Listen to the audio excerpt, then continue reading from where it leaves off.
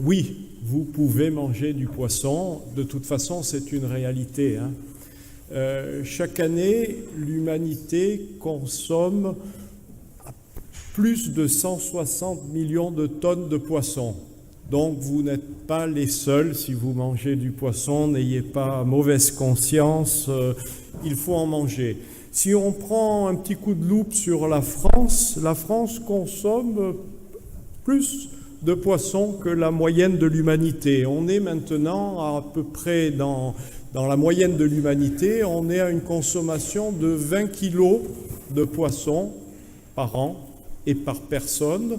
Et donc ces 20 kilos d'ailleurs ont augmenté au cours des 30 dernières années. Ils étaient à 10, ils sont passés à 20, ça a doublé. En France, donc on est à 34 kilos par an et par personne. Donc on est à plus d'une fois et demie plus que la moyenne mondiale. Donc on est un pays qui consomme beaucoup de poissons par habitant. Oui, Fred, on consomme du poisson parce que d'abord c'est bon.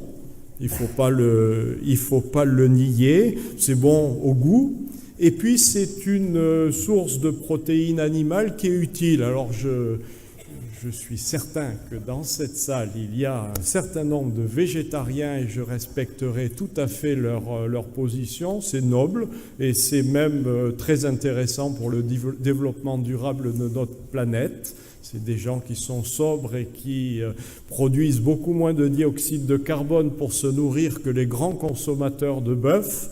Mais je pense qu'il est quand même reconnu en matière de santé que, sauf à prendre des précautions particulières, consommer quelques protéines d'origine animale est une bonne chose. Et les protéines de poisson, c'est très bon également. Particulier, mais je ne suis pas nutritionniste. Vous savez qu'il y a tout un tas d'éléments d'oméga 3 qui sont bons pour la santé. Donc oui, il faut en consommer.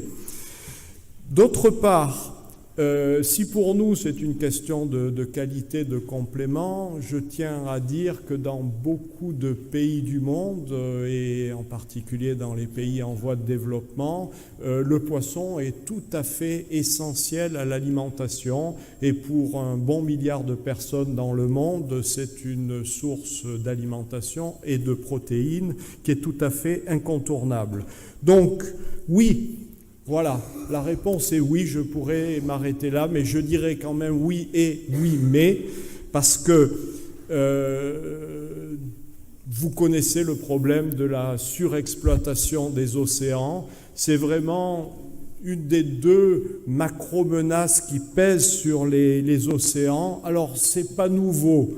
Fred, merci beaucoup pour la petite publicité. Retape sur l'Institut océanographique créé par le prince Albert Ier, mais j'irai un petit peu plus loin et je ne résiste pas quand même au plaisir de vous lire une citation du prince Albert Ier. Alors, elle est un peu postérieure à la création de cette Maison des Océans en 1911, on se retrouve en 1921 et en fait le prince Albert Ier s'exprime devant l'Académie des sciences aux États-Unis où il recevra la médaille Agassiz qui est un peu connue comme le prix Nobel de l'océanographie. Donc c'est 1921.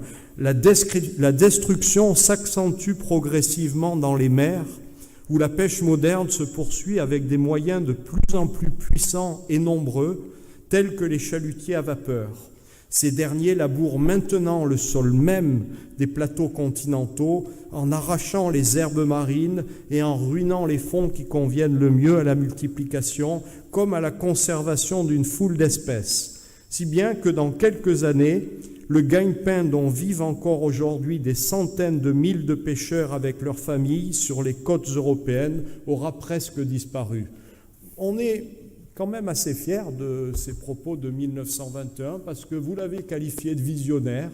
Je pense que c'est l'adjectif qui convient. Alors, les visions, malheureusement, elles se démontrent.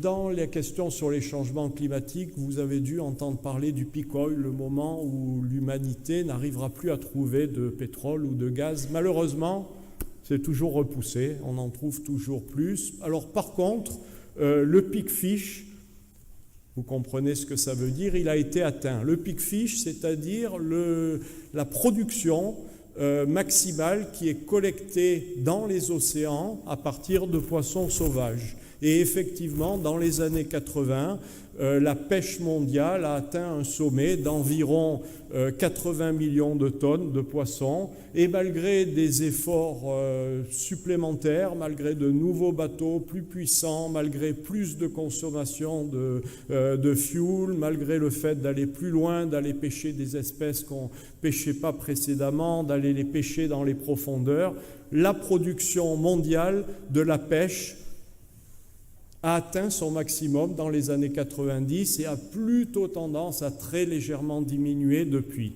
Alors ces 80 millions de production de la pêche sauvage se sont complémentés progressivement de l'aquaculture qui existe depuis la nuit des temps, mais qui représentait dans le monde industriel quasiment rien il y a 30-40 ans, et qui s'est développée, et qui aujourd'hui représente exactement la même chose que la pêche. C'est facile, hein? Pêche sauvage, pêche de poissons sauvages, aquaculture, la même chose. On est aux environs de 80 millions de tonnes. C'est plus que la production de bœuf, hein? Donc vous voyez que c'est pas mal. Ce qui est bien parce que le bœuf, pour la pollution, c'est très fort. Voilà, donc il faut bien se préoccuper de ces questions de surexploitation des océans.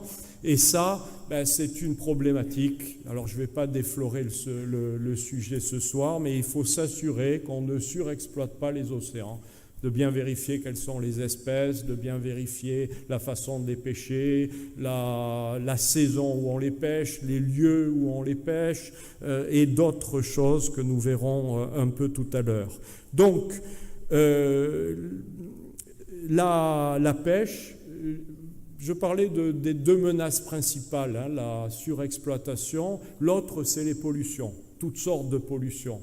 Pollution, on en parlait, les changements climatiques par le dioxyde de carbone, mais les pollutions par les plastiques, les pollutions par les engrais, les pollutions par les produits chimiques, les pollutions par les métaux lourds, toutes ces pollutions que l'homme produit, finalement, elles descendent, et plus ou moins une grande partie d'entre elles, par les ruisseaux, les rivières ou l'atmosphère, se retrouvent dans les océans, et les teneurs de polluants de nos océans augmentent inexorablement, et ces polluants se retrouvent dans les poissons.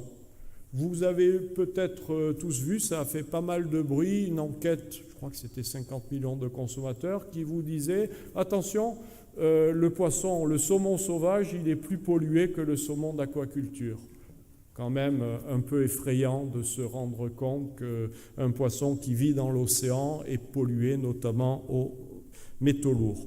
Et donc, face à ces problématiques de pêche, il y a la question de l'aquaculture. Et on peut se dire, c'est super, on va développer l'agriculture en mer, l'aquaculture. Alors, je pense que ça répond à des besoins. Il ne faut absolument pas écarter ça et au contraire, il faut y travailler. Maintenant, les premiers essais d'aquaculture dans les océans ont été encore plus excessifs que l'agriculture dans nos champs. Nous avons tenu 2 sessions de la Monaco Blue Initiative. Alors, je vous expliquerai pas trop ce que c'est, sauf s'il y a des questions à la fin, notamment au Chili. Et il suffit de plonger dans un fjord chilien où ils ont fait de l'aquaculture extensive de saumon pour comprendre les excès. Et d'autre part, ces poissons, il faut les nourrir. Et si pour produire 1 kilo de poissons d'aquaculture, il faut en prélever 5, 6 ou 8 dans la mer, ce n'est pas non plus une bonne solution. Donc il faut réfléchir à toutes ces questions-là. Et donc, pour nous, il est essentiel de travailler, vous savez qu'on travaille pour le compte du prince Albert II de Monaco, donc d'utiliser son pouvoir de chef d'État, l'ONU, dans des discussions auprès de ses autres collègues chefs d'État pour essayer de les convaincre de mettre en place des réglementations, d'interdire la pêche dans les grandes profondeurs, etc.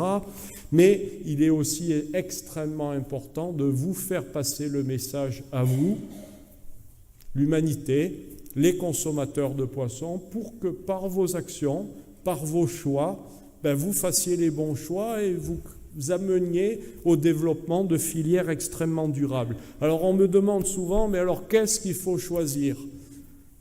C'est pas facile de vous répondre à cela. On va en discuter ce soir. C'est le sujet même de notre soirée. Mais effectivement, une des pistes, c'est effectivement les labels.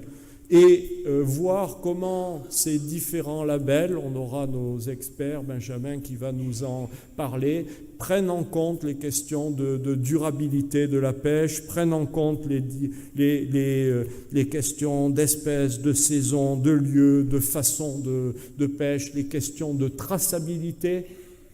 Comment être à peu près sûr que ce que vous avez dans votre assiette vient bien d'un bon endroit et de qualité alimentaire et de qualité gustative correcte. Et puis, il faut y penser constamment. Il y a un très bel article du Monde aujourd'hui de Martine Vallot sur les questions de dimension sociale. Comment, par qui, comment sont pêchés, comment sont traités les pêcheurs qui traitent ça, favoriser le local.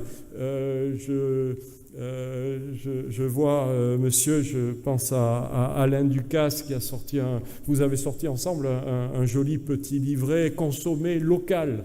Et après, il faut aussi des symboles. On en parlait tout à l'heure. Le prince Albert II, Alain Ducasse, avait choisi pour le dîner de mariage du prince Albert II de servir du mulet. Alors le mulet, pour ceux qui sont en Méditerranée, c'est pas un poisson noble. Il y a même des amis du prince, et voire de sa famille, qui lui ont dit « Mais attends, Seigneur Albert, tu peux pas servir à tes invités, des rois, des reines, des princes, du mulet. » Alain Ducasse l'a fait, et je peux vous dire que tout le monde s'est régalé. Et je vous confirme, il n'y avait pas de thon rouge non plus, parce qu'il n'y en a pas en principe au thé de Monaco. Voilà, je crois que j'ai dû à peu près tenir mon temps, pas plus, donc je vais redonner la parole à Fred pour qu'il la passe à mes collègues. Merci beaucoup. De toute façon, vous allez l'installer auprès de nous.